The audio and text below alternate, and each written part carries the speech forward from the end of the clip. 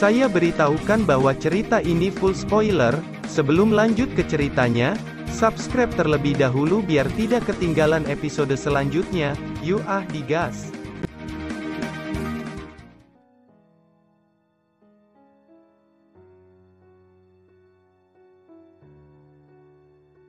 Melanjutan dari cerita sebelumnya, Sen Yijun lalu berkata, "Maka kamu harus berhati-hati juga dengan kuil 10.000 iblis.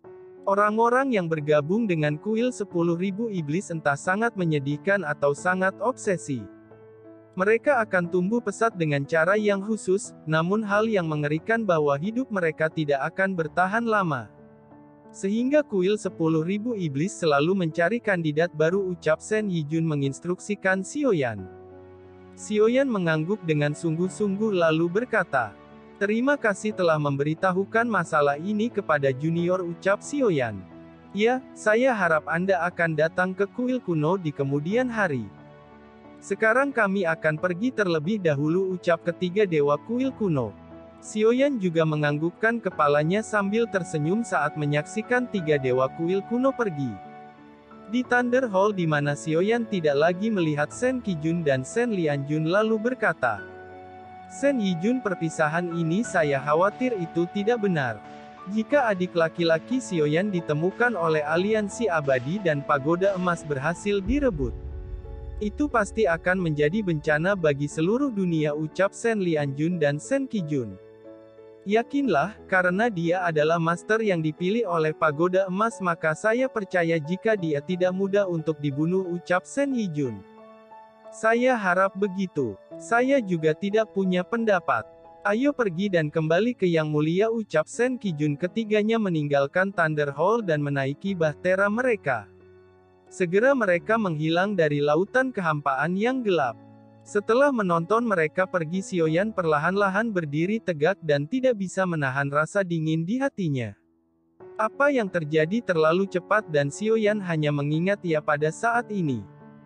Orang yang dihadapi adalah aliansi abadi yang sangat kuat. Belum lagi kuil 10.000 iblis seperti yang dikatakan. Kali ini masalah dengan aliansi abadi sudah semakin besar. Dan saya harus berjuang mati-matian meningkatkan kekuatan saya, ucap Xiaoyan dengan penuh tekad. Namun meskipun Xiaoyan mendapatkan masalah besar karena menggunakan pagoda emas untuk mengalahkan sisi gelap Dewa Guntur, tetapi dia juga mendapatkan berkah yang cukup besar. Tidak hanya dia memenangkan warisan Dewa Guntur tetapi juga memenangkan banyak harta bagi semua orang dan meningkatkan kekuatan timnya. Xiaoyan sekarang telah menerobos kedaosian bintang 2 tahap menengah. Dan tubuh Guntur Dewa Kuno juga telah dibudidayakan di tubuhnya. Saat ini jika Xiaoyan menggunakan tangan Guntur yang dipadu oleh nyala api lagi, dia tidak akan mengalami kehancuran pada tinjunya. Sekarang Xiaoyan tidak berencana untuk terus berlatih di plafon penempaan. Itu karena dia bisa kapan saja untuk berlatih di dalam Thunder Hall. Xiaoyan berjalan ke aula timur memastikan kultivasi semua orang. Sementara itu Rubah Guntur yang berada di samping Xiaoyan, dia berkata dengan wajah serius, "Tuan kecil, masalah yang akan Anda hadapi sekarang terlalu berbahaya. Mereka semua yang mengincar Anda setara dengan kekuatan Master Dewa Guntur," ucap Rubah Guntur merasakan tekanan dari masalah ini. Xiaoyan tersenyum lalu berkata, "Anda bisa tenang. Suatu hari nanti saya akan mencapai level mereka," ucap Xiaoyan. Xiaoyan tahu bahwa tidak ada banyak waktu tersisa baginya untuk menjadi lebih kuat. Berita bahwa pagoda emas muncul pasti akan menyebar dengan cepat. Dan tidak tahu berapa banyak aliansi abadi akan mengirim pasukannya untuk menemukan keberadaan penggoda emas.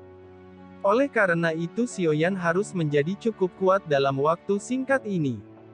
Xiaoyan dan Rubah Guntur berjalan perlahan ke aula barat. Semua orang yang telah menyaksikan budidaya mereka segera berkata kepada Xiaoyan, "Haha, Xiaoyan, dari mana saja kamu? Apakah Anda tahu sekarang saya telah menembus Dodi bintang 9 menengah? Kekuatan fisikku kali ini jauh lebih kuat," ucap Xiaozan berkata dengan gembira. "Oh, itu sangat bagus," ucap Xiaoyan menganggukkan kepalanya. Setelah itu dia melihat ke sekelilingnya, kecuali Long Xitian dan Long Yan yang menerobos Dao Xian, Xiaoyan tidak tahu peningkatan yang lainnya. Semua orang memberitahu Xiaoyan secara terpisah. Molly Stromzien dan King Muer menerobos ke Dodi Bintang 9 awal. Nan Erming yang memiliki bantuan dari Raja Naga dia berhasil menerobos Bintang 9 tahap menengah. Jika Raja Naga mengambil alih tubuhnya maka kekuatan bertarung Nan Erming sebanding dengan Bintang 9 puncak. Di sini hanya Zheng Hui dengan ranah yang terendah dalam hal kekuatan Daoqi. Dia hanya duduk diam dan tidak berbicara, ketika dia melihat Xiaoyan datang baru dia mulai berdiri. Jika dia tidak bergerak maka Xiaoyan benar-benar berpikir bahwa itu hanya tengkorak mati. Zheng Hui tidak bisa menyerap sumber energi abadi dengan kondisi tubuhnya. Jadi dia hanya bisa menonton orang-orang berlatih dengan penuh semangat. Dia duduk diam di sampingnya tanpa tindakan apapun, meski begitu Zheng Hui tidak menegur sepenuhnya. Meskipun dia tidak bergerak tetapi Zheng Hui sedang mempelajari ilusinya. Ketika ia mempelajari ilusi kekuatan jiwa, Zheng Hui juga perlahan berkembang. Zheng Hui hanya membutuhkan peluang untuk bisa menembus keadaan jiwa tahap domain. Meningkatkan kekuatan jiwa lebih sulit daripada meningkatkan kekuatan Daoqi. Selain itu kekuatan jiwa yang kuat sangat penting untuk mendukung pertempuran. Saat ini seluruh kekuatan tim Fearless memperoleh peningkatan yang sangat besar. Selain Long Yan dan Long Xitian yang sudah menerobos ke Dao Xian yang terpisah sudah mencapai ranah Dodi Bintang 9. Sudah dipastikan bahwa kelompok Xiaoyan saat ini memiliki kualifikasi untuk berpartisipasi dalam kejuaraan dunia. Kerumunan semua duduk di samping sungai sumber energi keabadian. Sumber energi abadi di tangan mereka terus mengembun dan kemudian mengembun menjadi gas abadi. Waktu berlalu dengan sangat cepat, 1 tahun telah berlalu di tengah-tengah pemurnian koin emas. Dalam periode waktu ini Xiaoyan akhirnya mendapatkan 1 miliar koin emas. Dia menghela nafas lega, bahkan tanpa bantuan dari Ding Yue koin emas Xiaoyan mencukupi. Sekarang kita harus pergi, ucap Xiaoyan kepada semua orang. Semua orang bergegas meninggalkan aula barat untuk kembali ke pintu keluar. Sesampainya di pintu aula Xiaoyan meminta Long Yan untuk memanggil Void Kraken. Sesaat kemudian mereka melihat kepala besar dari Void Kraken yang muncul dari lautan guntur. Mulut besarnya memuntahkan bahtera tabut yang sudah dia sembunyikan di dalam perutnya. Melihat Xiaoyan yang akan pergi tiba-tiba Void Kraken menangis sedih. Rubah guntur lalu berkata, sepertinya dia memperlakukanmu sebagai penguasa guntur, ucap rubah guntur. Void Kraken perlahan-lahan memancarkan guntur di kepalanya. Xiaoyan yang melihat ini dia dengan lembut menepuk kepala besar Void Kraken dengan tangannya. Seketika Void Kraken membuat rengekan bahagia, dari keagungan tubuhnya suara yang terpancar itu secara alami memekakkan telinga. Semua orang tak berdaya melihat adegan ini, Xiaoyan menoleh ke rubah guntur lalu berkata, "Rubah guntur, apakah Anda sudah membuat keputusan yang baik?" tanya Xiaoyan. Rubah guntur lalu berkata, "Jika saya pergi segel Thunder Hall akan rusak. Tanpa ada segel yang melindunginya maka siapapun dapat menemukannya.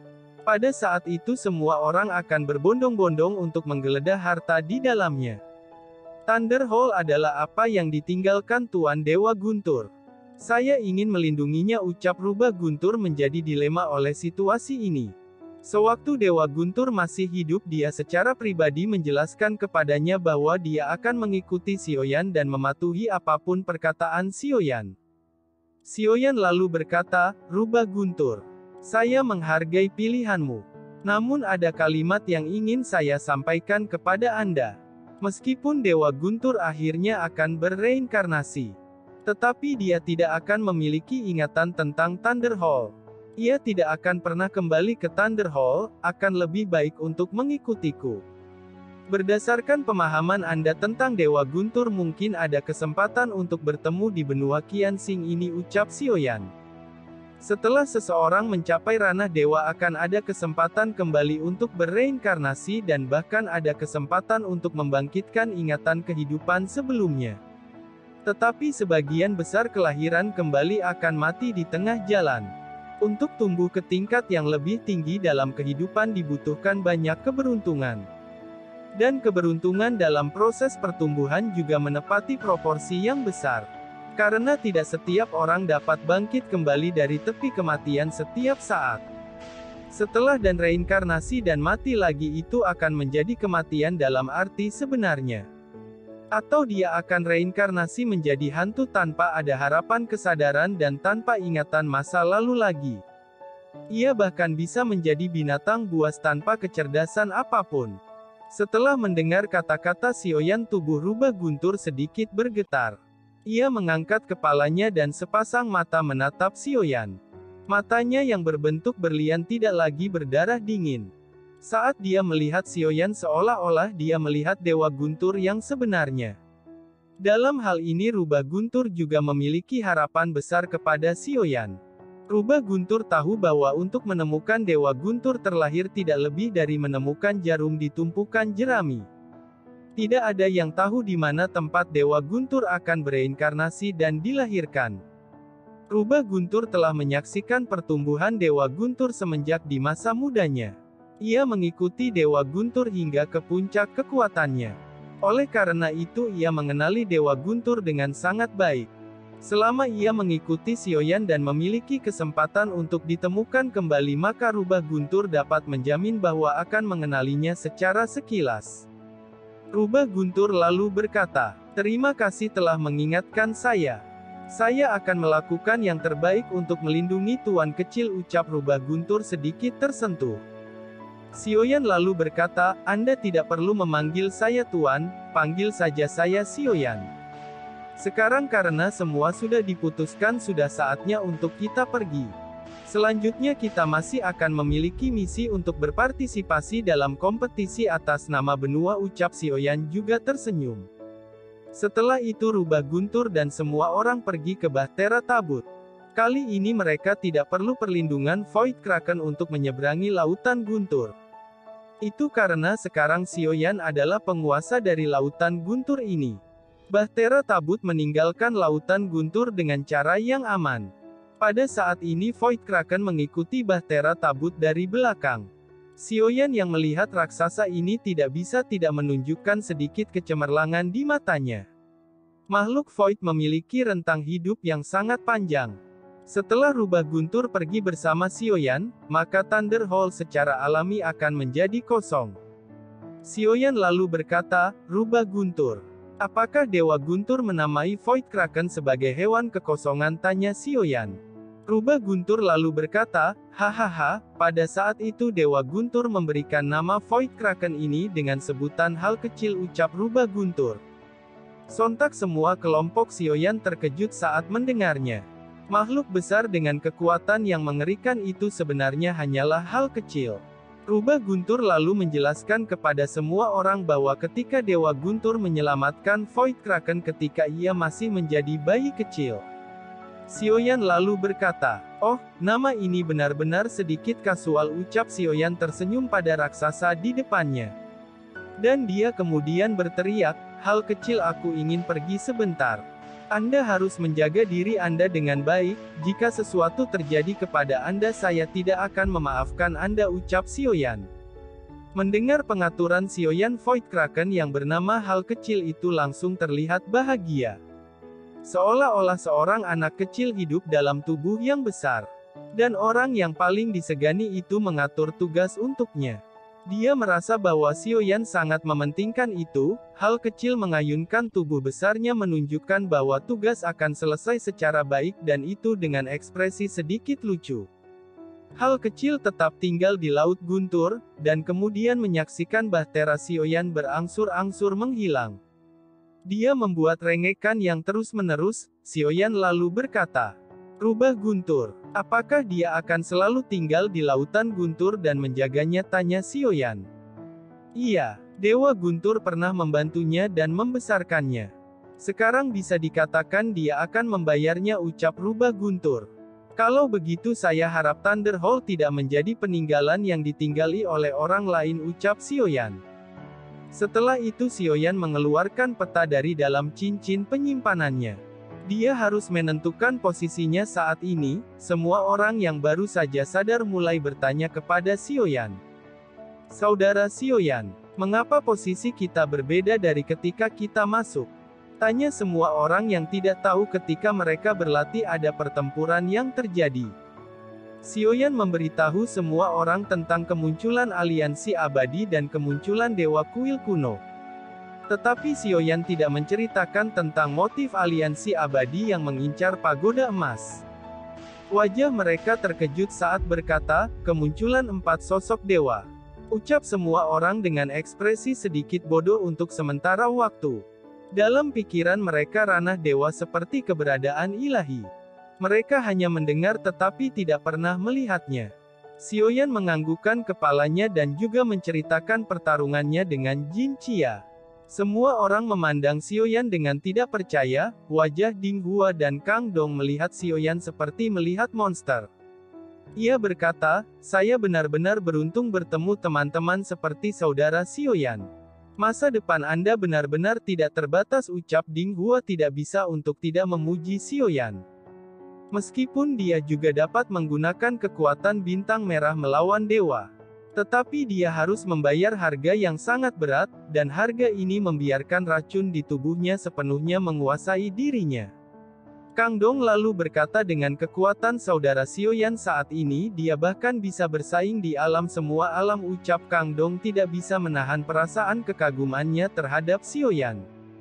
Ketika dia pertama kali melihat Xiaoyan kekuatannya hanyalah Daosian bintang 2 dan mengalahkannya dengan mudah, hanya dalam waktu singkat Xiaoyan menerobos ke Daosian bintang 2 tahap menengah. Terobosan Kang Dong dari 1 bintang ke 2 bintang tidak hanya membutuhkan banyak sumber daya, tetapi juga butuh ribuan tahun untuk mencapai terobosan. Kecepatan Xiaoyan sungguh membuatnya menggelengkan kepala. Terima kasih sudah nemenin Mimin sampai akhir, tunggu episode selanjutnya, sampai jumpa.